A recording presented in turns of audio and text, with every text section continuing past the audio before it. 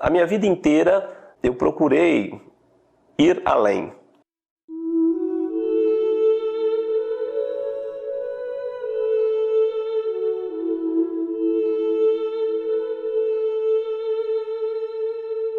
Eu tenho uma frase que eu guardo, que é a seguinte: as pessoas vivem a primeira fase da vida desejando a segunda.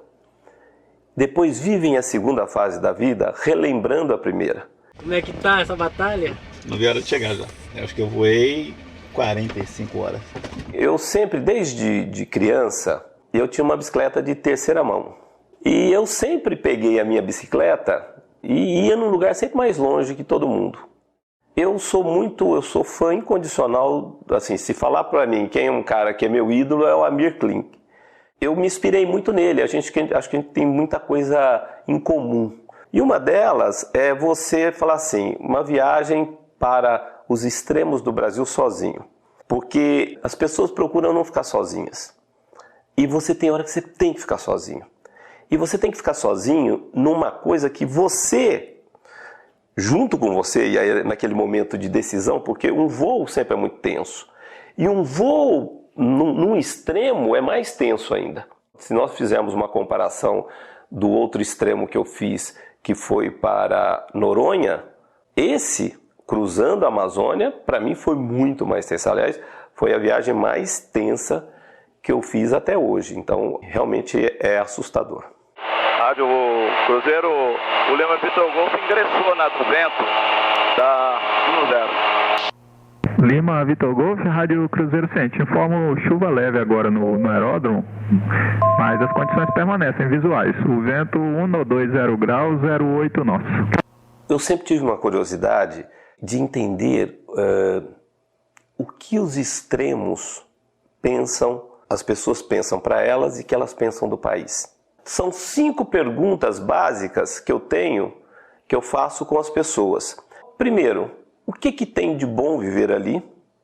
O que pode melhorar? Qual que é a perspectiva que ele tem de vida? Qual que é a expectativa que ele tem para frente? E uma coisa também que eu pergunto é o seguinte: se fosse lhe dado o direito de um pedido, que pedido você faria? E isso eu estou avaliando com todos que eu parei, né? Eu fiz esse tipo de abordagem.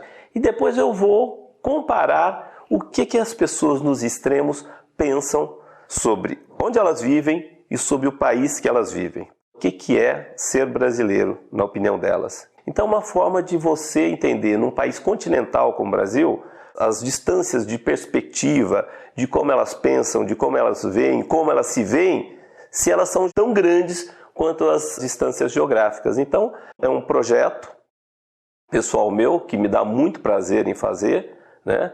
De entender o meu povo, entender a população brasileira, os meus irmãos brasileiros. Estamos no extremo do oeste do Brasil. Sem aeronave anfíbia, dificilmente você faria um projeto desse. Eu acho que o Petrel, ele é uma aeronave para esse tipo de atividade, porque eu pousei e decolei de pistas muito curtas e de rios e até igarapés muito pequenos, que eu só poderia fazer isso com uma aeronave anfíbia e principalmente Petrel. No caso, o meu que é turbo, ele tem uma potência para decolar muito grande, né? Todo piloto que voa na Amazônia, ele voa nos demais estados do Brasil. Mas eu não acredito que todo piloto que voa nos demais estados voa na Amazônia. A Amazônia é muito específica.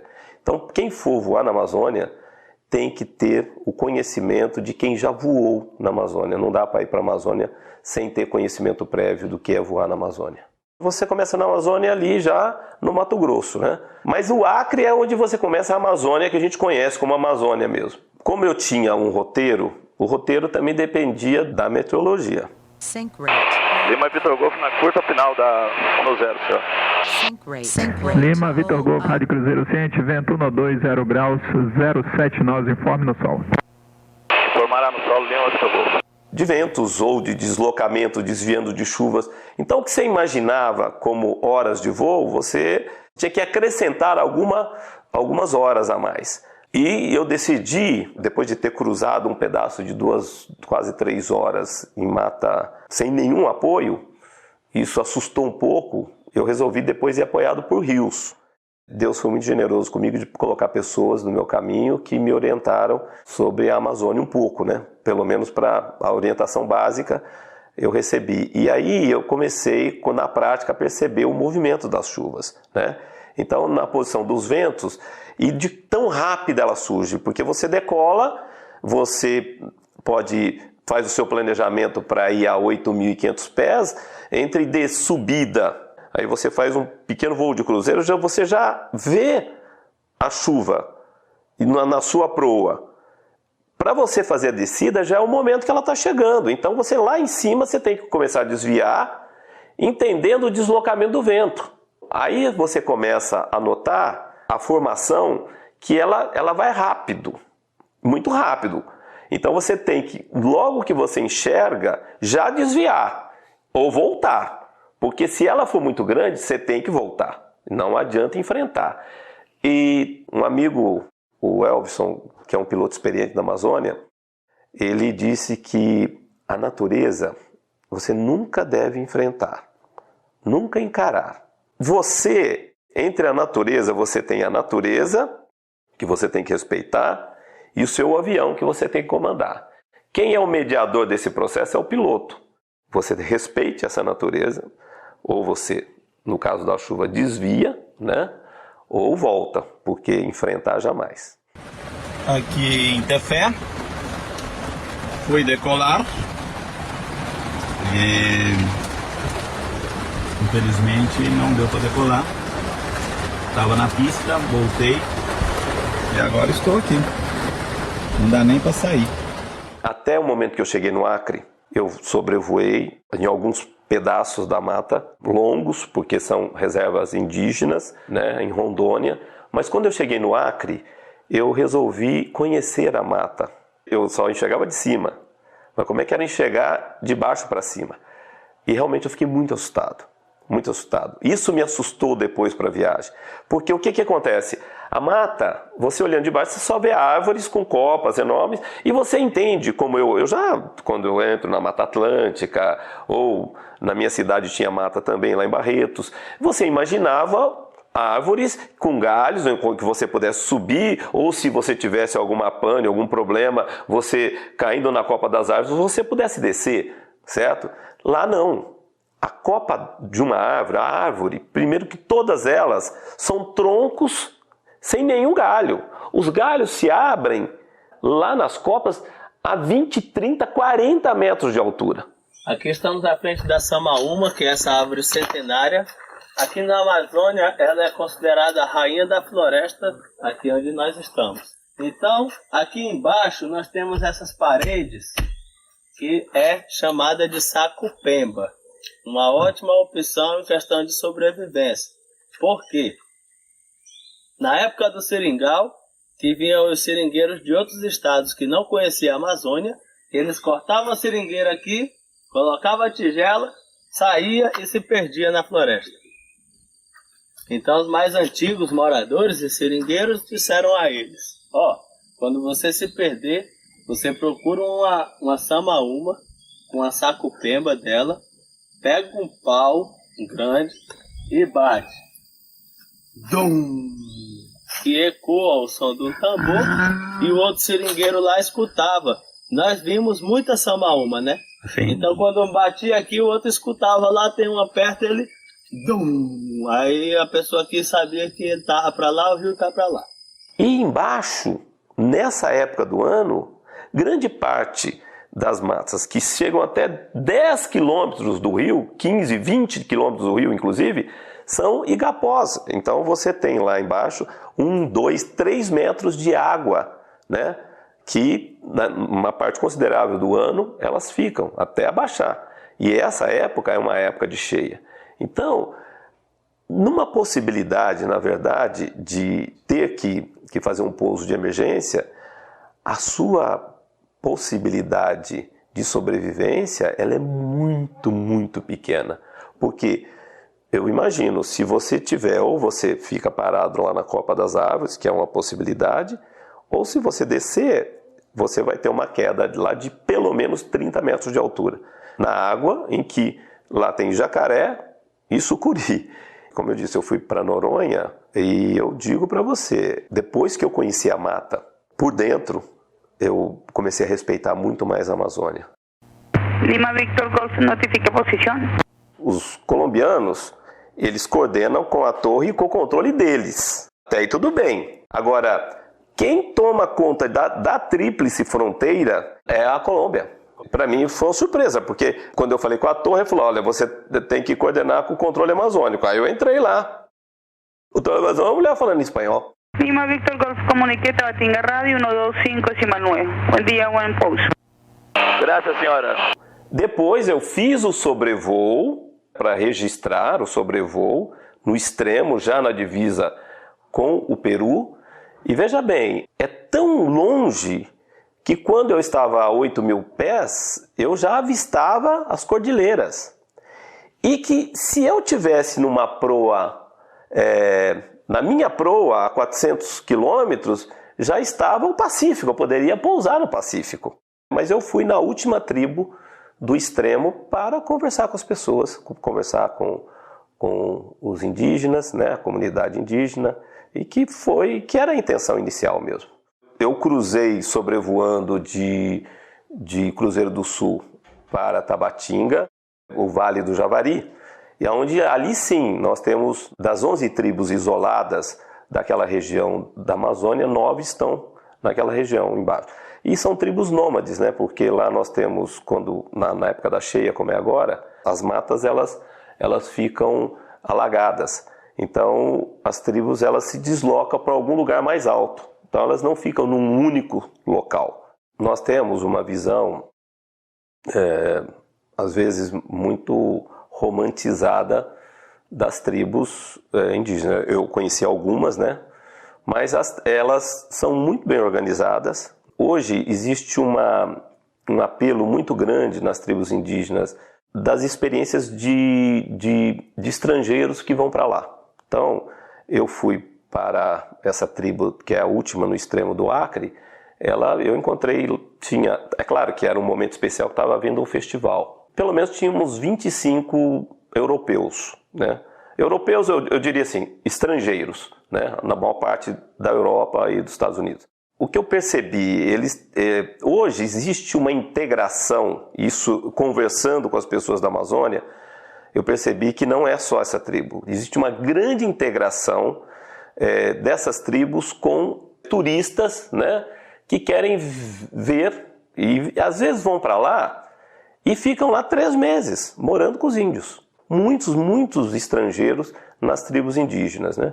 Tinha saído uma matéria na Folha de São Paulo sobre o Sebastião Salgado, um ensaio fotográfico que ele fez, em que nada daquilo, os índios colocam aqueles trajes em momentos de festa, de um ritual, mas os índios hoje estão muito integrados com as pessoas, com as lideranças, são lideranças. Eu não encontrei aquele índio que eu esperava encontrar, e não que isso seja bom ou seja ruim, mas eu encontrei um índio diferente do que a gente vê pela televisão, do que a gente vê em documentários. Eu vi um índio totalmente já civilizado, envolvido, integrado, consciente do seu papel e da sua liderança. Então, como eu vi muita gente com apelo da questão do meio ambiente, eu também vi muitas tribos em que permitia a extração de madeira e também dos garimpeiros e compartilhavam com ele os lucros dessa atividade, né? Que não é bem o que a gente esperava de uma terra indígena, de uma tribo indígena que tem a sua terra demarcada. Mas hoje, as comunidades, que a gente não fala tribo lá, mas as comunidades indígenas, elas já têm uma perfeita integração e uma relação com as lideranças, não só federais, né, do governo federal, como do governo estadual, e são lideranças locais também. As bases militares, até por uma questão de soberania nacional, preservação do espaço territorial brasileiro, você tem bases, e eu me utilizei dessas bases do Exército da Aeronáutica nos diversos confins desse país, nas fronteiras. No caso da Amazônia, a grande parte é do Exército. No início da minha viagem, como ela começou numa sexta-feira, e eu já havia pedido a autorização, e meus amigos da aeronáutica ficaram de pedir ao Exército. Na primeira cidade que eu queria visitar, uma base, inclusive era um local importante para a história do país, que é um forte, que é Costa Marques, que é o maior forte feito por europeus fora da Europa. Conta um pouco da questão aqui, eram 790 soldados. O sistema desses cantos era para proteção, tá? Aqui ficavam os canhoneiros, os caras que iam dar tiradas de embarcações inimigas, e também os sentinelas avançados. Tem de frente para o rio aqui, do lado de lá é a Bolívia.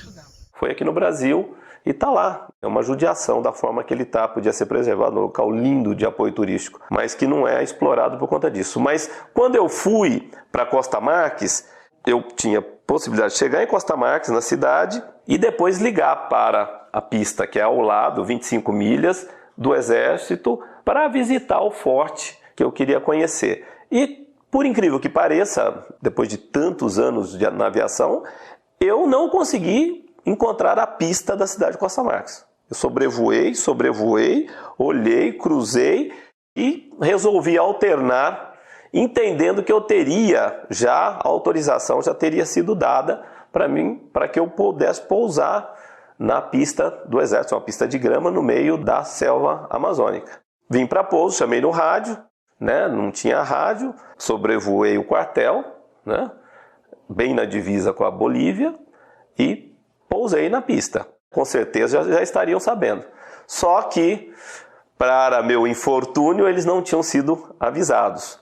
E quando eu pousei e estava regressando, né, para um local que seria uma taxiway, chegaram 4 viaturas, né, e 12 militares. Eu nunca me imaginei numa situação sendo mirado com fuzis por 12 militares que pegaram um avião no Petrel e perguntaram: quantos tem dentro do seu avião? E eu disse que só era eu, né? Me detiveram, levaram pro quartel até que eu explicasse tudo, e só me liberaram no dia seguinte para eu fazer meu pouso, mas foi tudo explicado quando entenderam o meu propósito. Até no outro dia de manhã fizeram questão de me levar até a pista, inclusive gravaram a minha decolagem da pista no meio da floresta. Mas foi um mal entendido, na verdade culpa minha, que eu deveria ter, antes de ter alternado, ter certeza de que minha autorização havia sido dada, né? Agora, eu gostaria de fazer aqui uma referência especial às pessoas ao Exército e à Aeronáutica, porque nesses pontos isolados, você só tem o Exército Brasileiro, que é um orgulho para nós, defendendo as nossas fronteiras, né? E numa tensão absoluta, porque praticamente 100% da cocaína hoje distribuída no mundo, dificilmente o histórico não é que ela vá do Peru pelo Pacífico. Ela é Peru, a Bolívia e a Colômbia, a droga vem por essa região. Lá na Colômbia, que tem um bom apoio do governo americano, naquela região é proibido anfíbio e monomotor, entendeu? Por conta do tráfico de drogas. Então, é uma região muito tensa. E quem é que cuida de tudo isso? O Exército Brasileiro, com apoio da Aeronáutica. Todos os lugares que me deram como base as pistas do Exército, eu fui muito bem recebido, e quem eu agradeço muito, o Exército e a Aeronáutica do Brasil. Vou lá em cima, ali onde dá pra tirar uma boa foto. Vamos. Vamos ter que ser rápido agora aqui. Nossa, vai lá, Gabriel. Vai lá, Gabriel. Olha, uma coisa que eu percebi é assim, a generosidade do povo da Amazônia, os ribeirinhos. O povo é um povo simples, generoso, acolhedor. Em muitos lugares eu pousava na água ou em pistas que são de apoio, né, na Amazônia, em que as comunidades são muito pequenas. E não tinha hotel, não tinha nada. E eu era recebido na casa das pessoas, que às vezes eu pedia uma rede e eles davam o seu quarto, faziam questão de dar o seu quarto para que eu pudesse dormir. E muitas vezes eram lugares que as crianças nunca tinham visto um avião. Quando viam de muito longe, né? Nunca tinham visto um avião de perto. Onde eu pude pegar essas crianças, colocar no avião, brincar com os fones e, enfim, poder fotografá-los lá dentro. Então foi uma coisa muito, muito, muito legal. E eu diria para você o seguinte, Salles, a classe dos pilotos é uma classe à parte. Realmente, eu que convivo com vários segmentos da sociedade, eu tenho que admitir que a classe de pilotos, e principalmente na Amazônia, foi algo tão, para mim, gratificante, porque foram as pessoas que, sem me conhecer, elas começaram a me apoiar. Porque sabiam que eu ia chegar em determinado lugar e eu só conhecia por telefone. Mas em cada lugar que eu pousei, tinha alguém já me esperando para me dar um suporte, para me ajudar a deslocar, porque as pistas ficam distantes da comunidade mais próxima. Sempre tinha alguém com a moto ou com um carro que pudesse me auxiliar. E sempre eram pilotos ou amantes da aviação que eram acionados à distância por pessoas que acompanhavam o meu trajeto. Em nenhum lugar eu deixei de ter um suporte de um irmão ao lado, um piloto. Em todos os lugares, muito gentis, me esperando, me aguardando, me orientando. Me senti numa família enorme junto com os pilotos da Amazônia. Sem dúvida nenhuma, eu podia dizer que as memórias importantes seriam as paisagens que eu vi, a Amazônia, cruzar os lugares mais inóspitos, mas as melhores memórias são as pessoas. São as pessoas. São as pessoas simples, as pessoas das comunidades ribeirinhas, a gentileza dessas pessoas, o entusiasmo, o acolhimento que eu recebi de todos, em todos os lugares. Eu tive um recebimento excepcional. Então, o que eu guardo a Amazônia com o maior respeito do mundo, porque precisa ser respeitada pela grandiosidade e pela importância que a Amazônia tem. O que eu vou levar dessa viagem é o carinho, é a preocupação que as pessoas tiveram e principalmente a solidariedade que elas tiveram comigo em cada pista, em cada igarapé, em cada rio que eu pousei e que me deram apoio e suporte. Então eu levo no coração o carinho das pessoas do povo da Amazônia.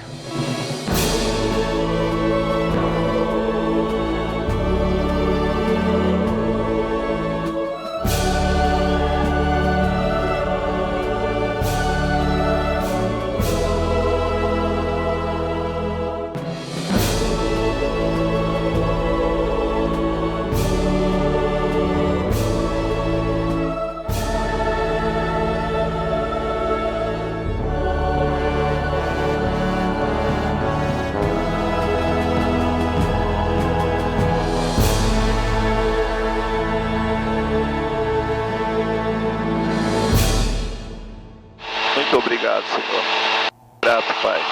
Grato.